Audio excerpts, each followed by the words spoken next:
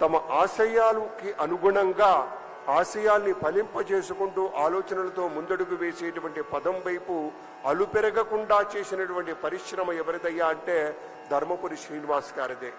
ఇవాళ వారి కుమారుడు శ్రీ అరవింద్ గారు బీజేపీ కేంద్ర ప్రభుత్వం విశేషంగా రాజ్యమేలుతున్నటువంటి తరుణంలో ఎన్ని ఇబ్బందులకు గురైనా కూడా నిజామాబాద్ మాగాణం నుంచి వారి తండ్రి గారు ప్రజలతోటి మమేకమైనటువంటి తీరును చూసి ఎదిగినటువంటి ఒక మనిషిగా కాదు మనీషిగా ఎదిగినటువంటి ఒక తరుణంలో ప్రజా యొక్క ఆమోదం పొంది రెండవ మారు మళ్ళీ పార్లమెంటు సభ్యులుగా బీజేపీ పార్టీ నుంచి ఎంపికై ఈ ప్రజలు తమవాడిగా తమని ఎన్నుకున్నటువంటి తీరులో జనం మెచ్చిన నేతగా, జనం కోరినటువంటి అధినేతగా తన పాలన కొనసాగించు అక్కడి ప్రజానీకానికి కావలసినటువంటి మంచి చెడుల విచక్షణతోటి ముందడుగు వేస్తూ అపారమైనటువంటి ఒక కార్యదీక్షతోటి దక్షతతోటి ప్రజారక్షణే ప్రధానమైనటువంటి ధ్యేయంగా గౌరవనీయులు శ్రీ నరేంద్ర మోడీ గారి యొక్క నేతృత్వంలో భారతీయ జనతా పార్టీ పక్షాన ఒక పార్లమెంటు సభ్యుడిగా గౌరవనీయమైనటువంటి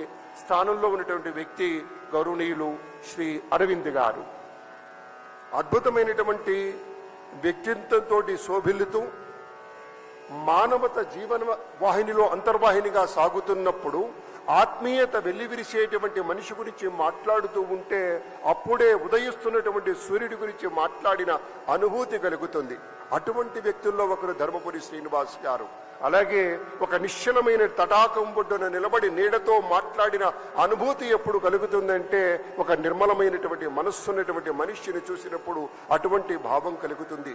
అలా ఒక నిక్కచ్చితత్వంతో, ఒక విశాలమైనటువంటి భావజాలంతో, ఒక పార్టీ పరంగా పూర్తి స్థాయిలో అంకితమయ్యేటువంటి ఒక నేతృత్వంతో అక్కడ అధిష్టానం యొక్క ఆలోచనలకు మేరకు ఇక్కడ స్థానికంగా క్షేత్రస్థాయిలో తన పాలన కొనసాగించి అగ్రగామిగా నిలవటం అనేది, అగ్రేసర వ్యక్తిగా నిలవటం అనేది చాలా గొప్ప విషయం. ఆ కోవకు చెందిన ధర్మపురి శ్రీనివాస్ గారి గురించి మాట్లాడుతూ ఉంటే మనసు లోపలి పొరల్లో దాగున్నటువంటి అనేకానేక ఆలోచనలు, ఎందుకంటే ఒక నిరాడంబరమైన వ్యక్తిత్వంతో ముందుకెళ్తూ దానికి తగ్గట్టుగా విశాలమైనటువంటి ఆలోచనలో నిర్మలత్వాన్ని కూడా చోపు చేసుకుంటూ వెళుతూ నేనున్నాననేటువంటి భరోసా ప్రజలకి ఇవ్వగలిగినప్పుడు మాత్రమే నాయకుడుగా గుర్తింపు పొందుతాడు.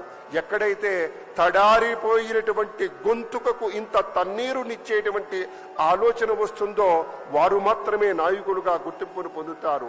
ఎప్పుడూ ఒప్పుకోవద్దురా ఓటమి, ఎప్పుడూ వదులుకోవద్దురా ఓరిమి, ఆశ నీకు అస్త్రమౌను శ్వాస నీకు శస్త్రమౌను అంతకన్నా యోధనుండనా అనేటువంటి ఒక బలీయమైనటువంటి ఒక కాంక్షతోటి ముత్యపులో చిప్పలో పడినటువంటి వానజనుకు ముత్యమైనట్లుగా ప్రజాజీవన సరళిలో సుక్షేత్రంలో పడినటువంటి ఒక బీజం మాదిరిగా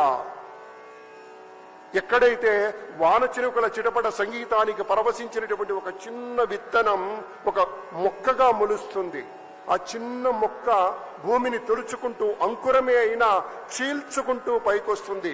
అలా ఎదిగినటువంటి నేతల్లో గౌరవనీయుల ధర్మపురి శ్రీనివాస్ గారు ఒకరని చెప్పుకోవాలి.